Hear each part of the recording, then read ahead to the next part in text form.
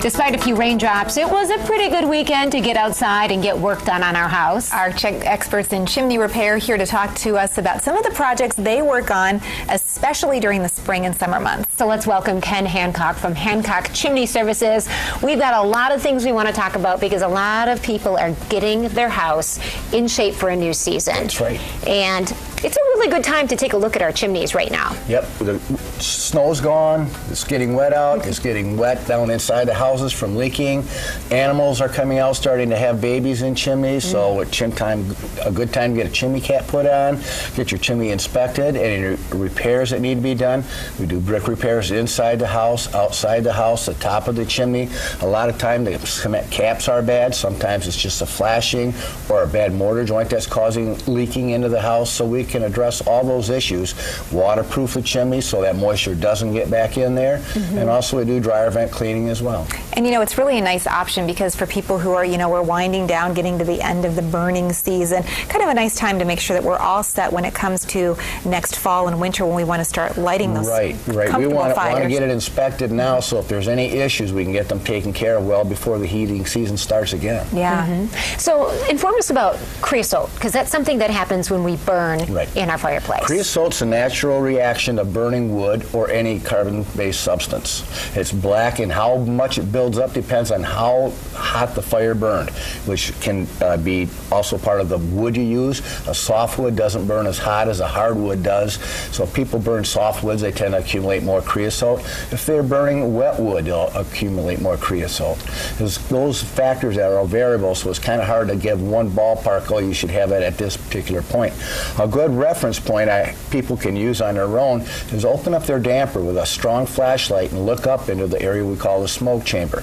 If you can still see the brick and the mortar joints separating, they're not covered over, then you're probably good. But if that's evenly flocked over and you can no longer see the bricks, the mortar, or the masonry, then that's enough creosote buildup that warrants a cleaning. We should come out and get that removed for you. Well, and the great part about the way you operate is you don't just do a visual inspection with the naked eye. You actually have 21st century technology with a video camera. Yes, we have the latest cameras, color LCD monitors, so the customer can see what we're seeing in real time. We can email them the pictures to their computer later, or wherever they're working, so they can see them at that point as well. It's just share the information so people are empowered to make the right decisions for their safety. Another popular service that you perform is like a dryer vent kind of cleaning, and Terry can reference this in just a minute. Why don't you start by explaining what you do, what the dangers are? Okay.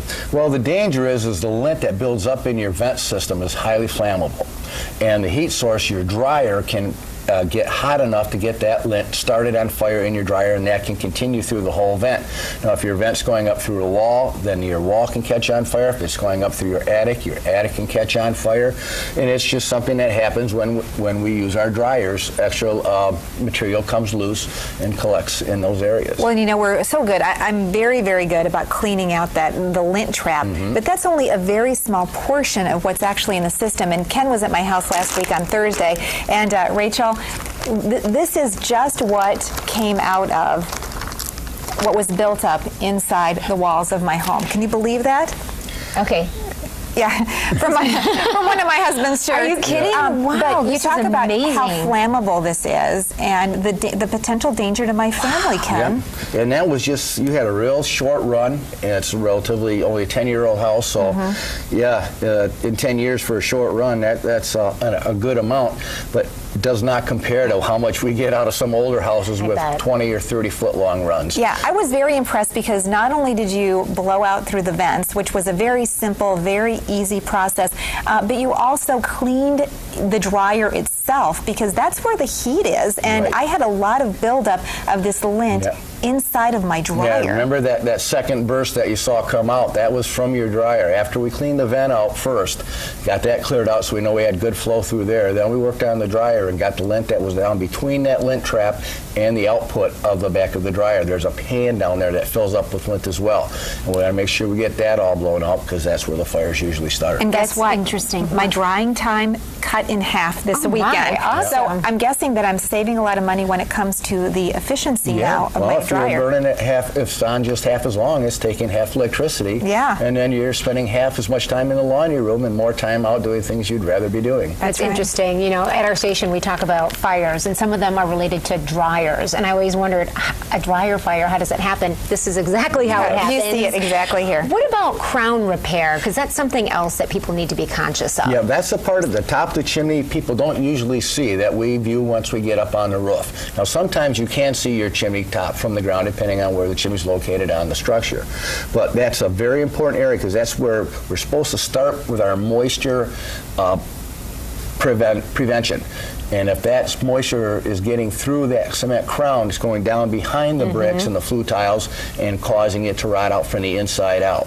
Especially in the wintertime with our freeze-thaw cycles, that gets frozen in the winter and just blows the bricks apart. So you talk about some damage. You talk about maybe the potential for mold also, which Yes. I know is a huge concern for homeowners. But then also then the fire danger because you've damaged that mortar that's supposed to hold that together. Yep, the mortar is supposed to be there to protect from heat transfer, and if that's gone or deteriorated, then you don't have that heat transfer barrier anymore, and you can lead to structure fire.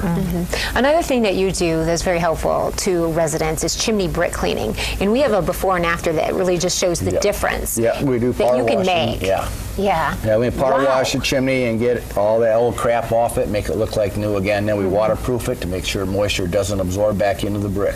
We have a real good professional grade product that we use. It's good for 10 years. Wow, that's amazing. Let's talk about what you also have here on the set with us, because this is to make sure those critters that are scampering around this time of the year don't scamper down our chimneys. Right. Raccoons are having their babies now, and they like to have them in chimneys. Because their first choice of habitat is a hollow tree.